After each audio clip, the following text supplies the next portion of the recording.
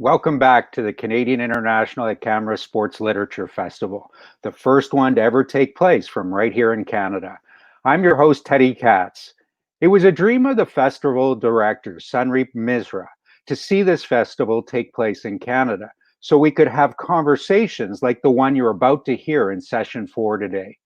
We're now joined by Stacey May Fowles and Pasha Malla, the editors of the Best Canadian Sports Writing, published by ECW Press. The Best Canadian Sports Writing is an anthology and is being moderated by Navneet Alang, whose work has appeared in The Atlantic, The New Republic, The Globe and Mail, Toronto Star, and others. The stage is yours, Navneet. Take it away. Okay, thanks very much, Teddy. Thank you very much, Stacy and Pasha, for agreeing to talk, and hopefully this is going to be a fun chat. I kind of wanted to start just by, kind of talking a bit generally. For most of my adult life, I have actually kind of ignored sports, which, I know is a funny thing to say in the middle of a sports literature festival, but a couple of things changed for me. One of them was that Game 6 between the Blue Jays and the Royals a few years ago. The kind of famous game in which there was the Jose Bautista bat flip. And that kind of really kind of changed my perspective on sports. It was sort of like a sense of the collective experience of sports. Really kind of stuck out to me. And then obviously last year there was the championship run with the Toronto Raptors, and that was, an incredible experience where you would walk around the city. And something that I have tended to notice, and I don't know if this is true, if you have also noticed this, but among my kind of generally nerdy, bookish set of friends, there's been this kind of like renewed interest in sports, right? People who used to never really care about sports are now suddenly talking about what the Jays are up to, or what the Raptors are up to. And I just kind of wanted to start out by asking you generally, do you think that something has changed about our relationship to sports in the past few years? Stacy, go ahead. Okay. I mean, the first thing that comes to mind for me is this, and I think the book really speaks to this, is this idea that the web has just opened up who is allowed to talk about sports. So I think that we, for a long time, we had this idea that it was only a certain type of person with a certain type of voice and a certain type of fan who was allowed to participate in the culture of sports. And, access to, publishing via the web sort of exploded that idea. And I think the anthology is really interesting in that way, because it does draw from these more traditional mainstream sources of sports writing, but we also drew from, online venues, blogs, all sorts of, more personal, more less mainstream sources. And I think fans have been able to see themselves in sports more because those voices are proliferating. Right.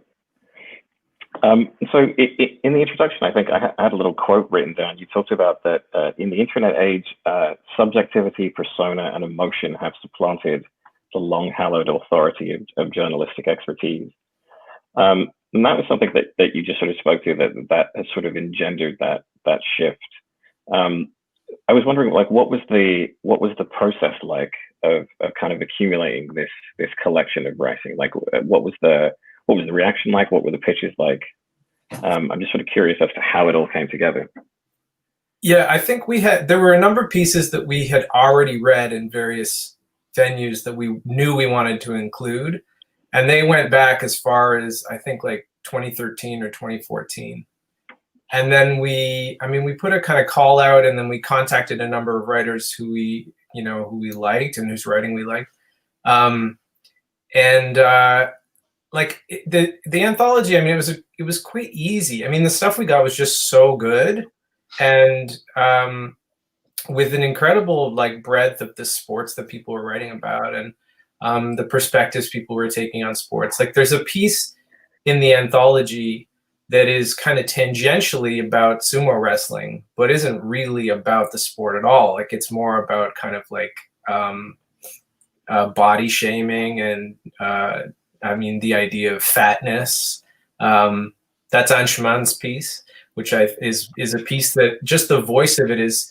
It's written in a kind of style that is so alien to what we think of as kind of traditional sports literature. Like it's a very musical, lyrical sort of style of writing. So, yeah, it was a really fun process, just kind of accumulating all of this stuff, and then getting to organize it in a way that I hope feels like a coherent anthology. It's funny because I was revisiting it just before this discussion, and it strikes me how fun the collection actually is. And we don't normally think of serious sports literature as fun, right? And it is really just there's just so much joy in it and feeling and emotion. There isn't that kind of consistently distanced journalistic approach, and so much wrestling. It's amazing how beautifully people write about wrestling, of all things. Yeah. I was curious that there was one of the essays in the piece by Shannon Proudfoot. It talks about talk radio and its relation to sports, and it really kind of struck me that one of the lines in it was something to the effect of that talk radio was kind of like therapy, and it reminds me of the kind of the contrast between the traditional the stereotype of the sports fan that you mentioned in the introductory essay of the guy in a lazy boy, kicking back with a beer. Like why? I mean, did you sort of deliberately try and focus on sports writing that did pick up on this sort of joyous aspect? Like, was that a conscious decision on your part? I mean, I don't know if it was conscious, but I think, we naturally as editors gravitated towards stuff that spoke to us. And certainly part of my fandom is like the teams that I like and the players that I like in any kind of sport are generally the players who play with joy. And I think that translates into the kind of writing that I like about sports as well, that captures that feeling of joy. So yeah, I don't think other than our mandate that was very early on. I mean, just because of who I am and who Stacy is, and I will say this was Stacy's idea. She invited me to participate. I was very fortunate to be invited to be involved in this project. So, but I think between the two of us, and I won't speak for why Stacy picked me, but I do think that we come from sort of non-traditional backgrounds in our relationship to sports, and the kinds of writing that I think we were attracted to. There was a real kind of breadth of the sorts of stuff that we wanted to read.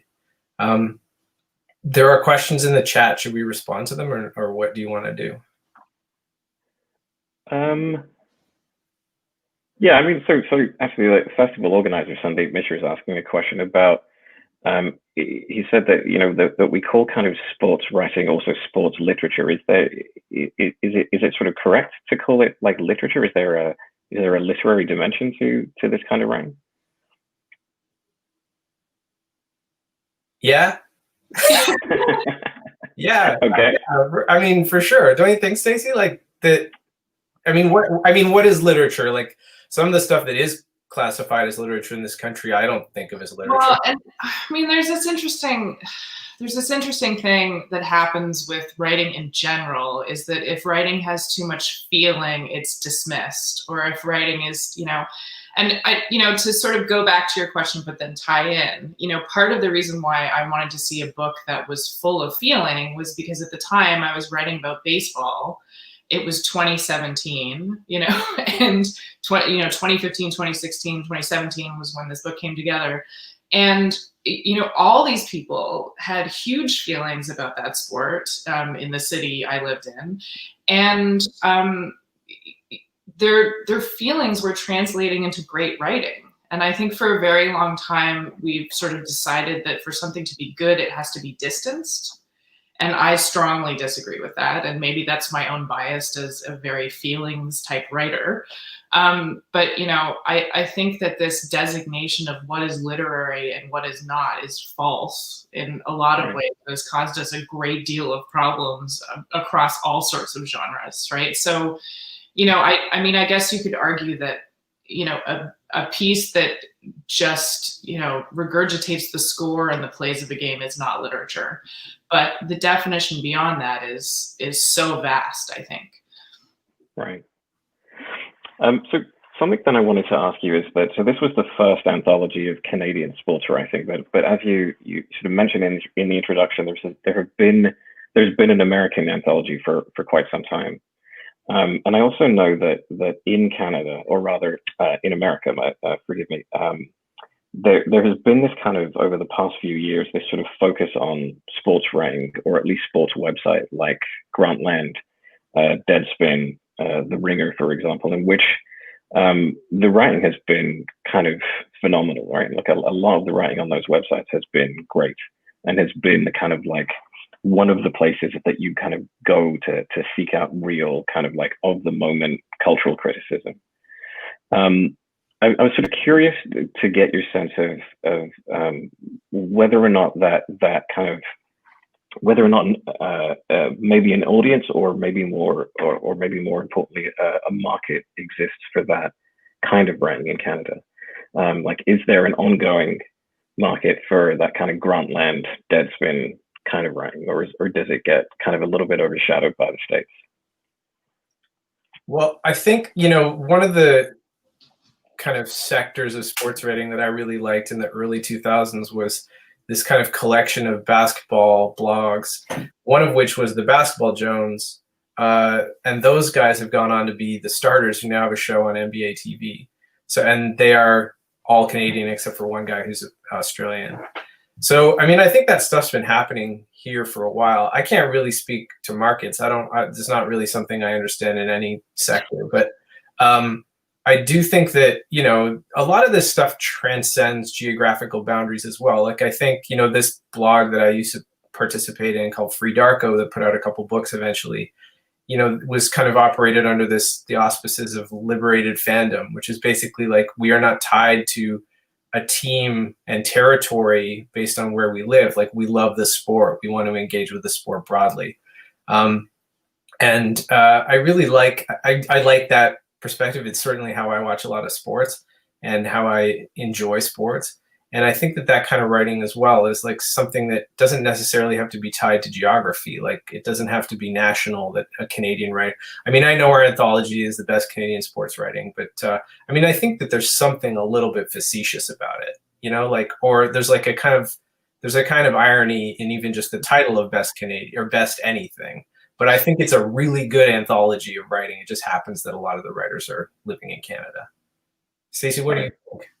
Didn't we have discussions about what we should call it? Like, we were like, maybe we should call it Great Canadian Sports Writing, because it was day and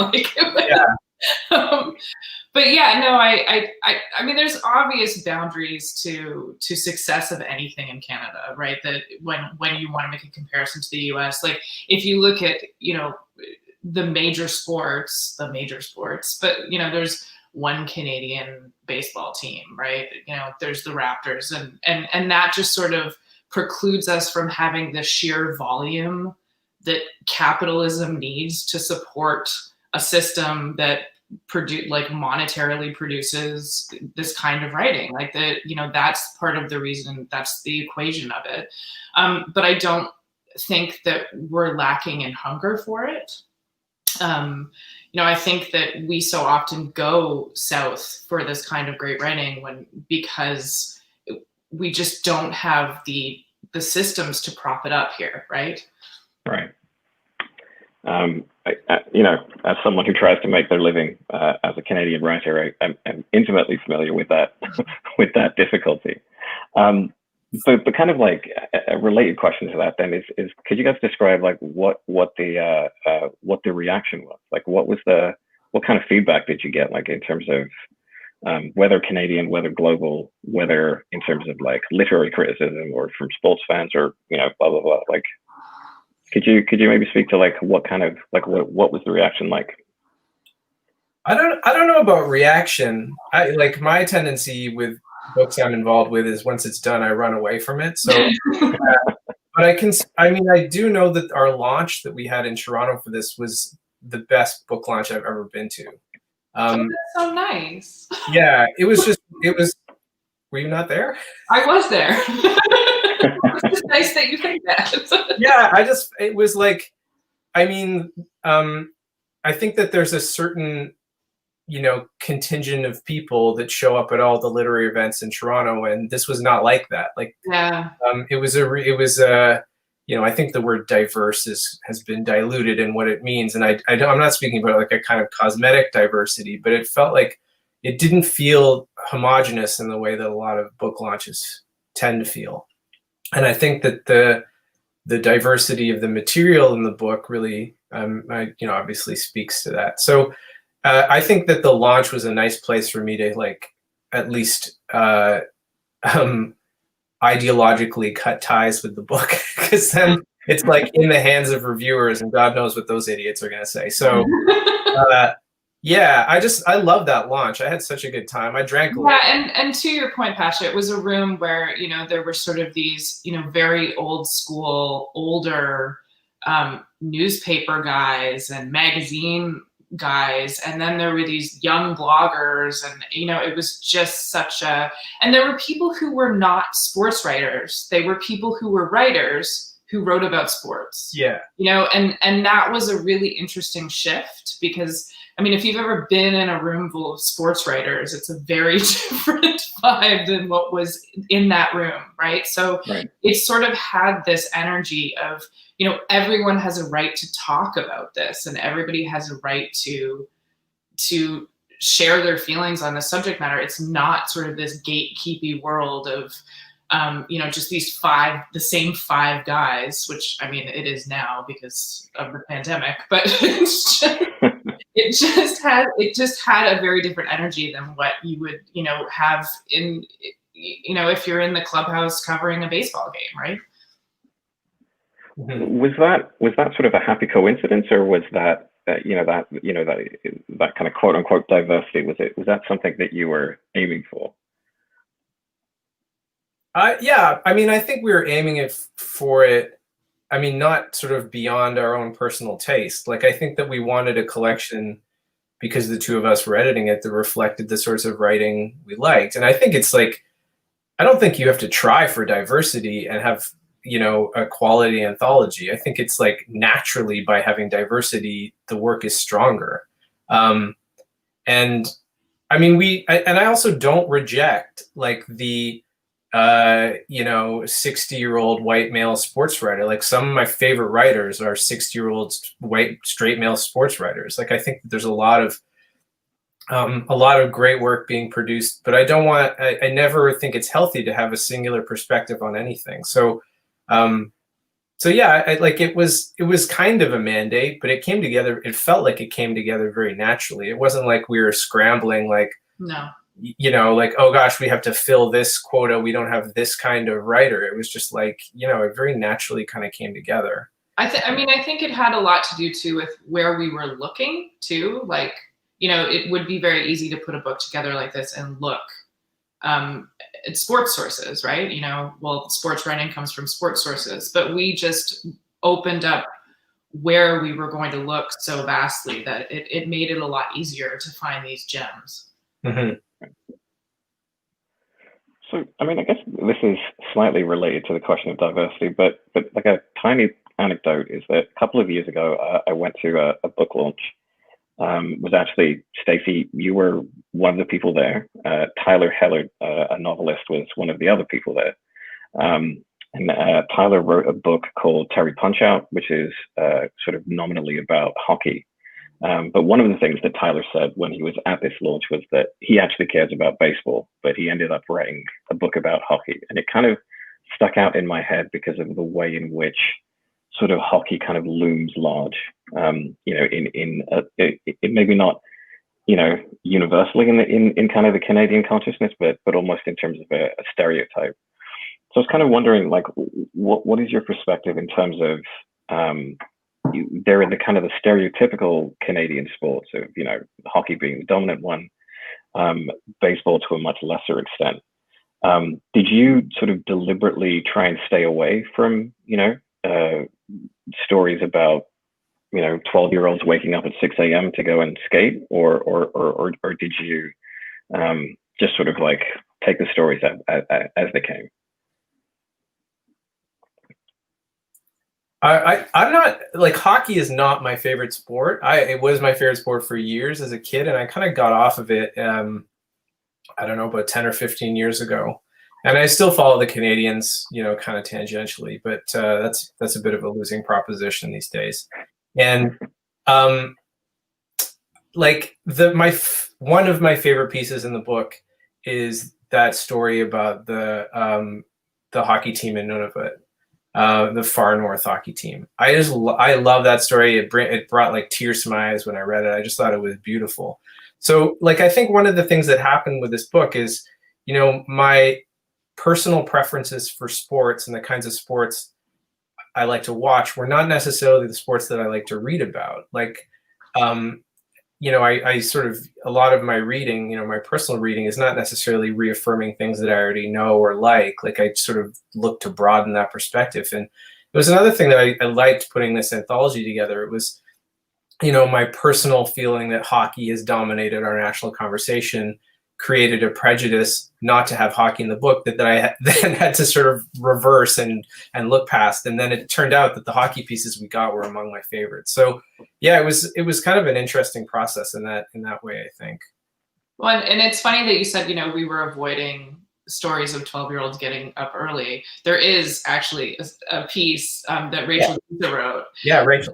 But it's not about, this sort of romanticized, it's more about the parents and how, I believe they were crazed, right? So yeah, it wasn't that we were sort of avoiding the subject matter. It's just that we wanted to find pieces that looked at it from a different angle.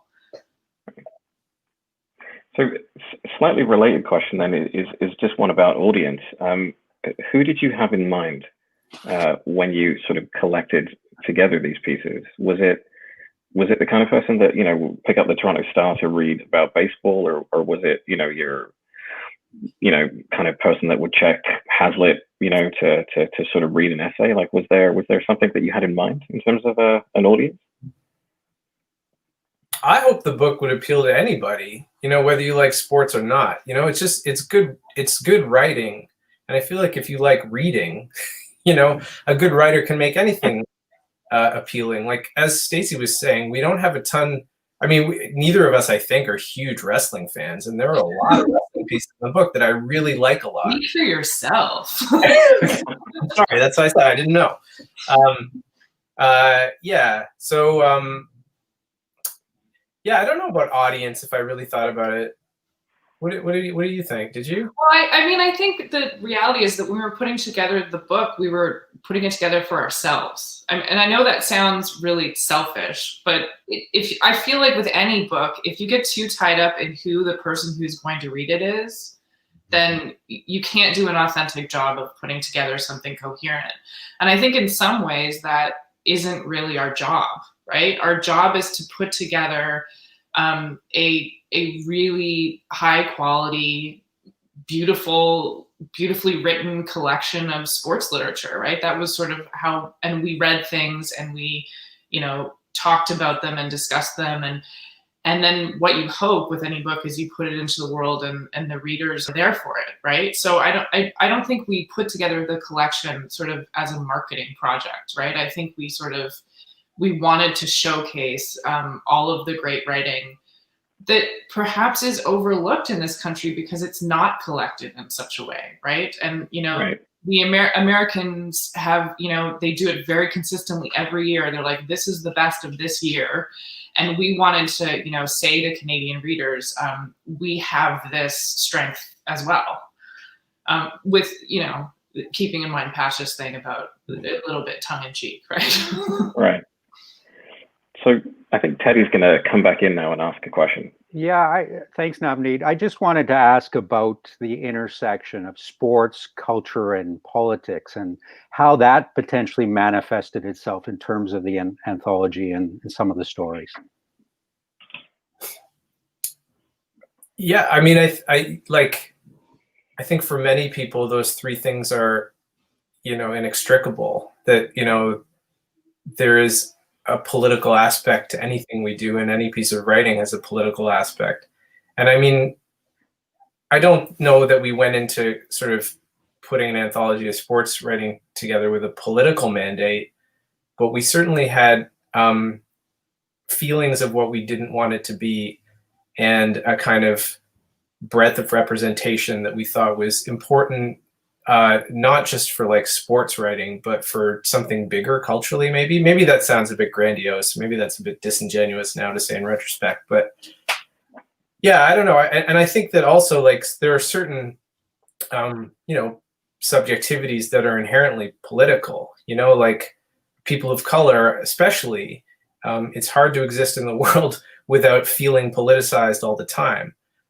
So I think that if you are a person of color writing, or perhaps, anyone from a perspective that is not the dominant perspective, that there's an element of politicization to that perspective, so that when you write, it becomes politicized to varying degrees. And I mean, I guess that's my feeling. I'm getting a little bit away from the question, and I don't want to speak for any of the authors in the book. I mean, we are the editors, we made selections, and each of them may have their own intentions.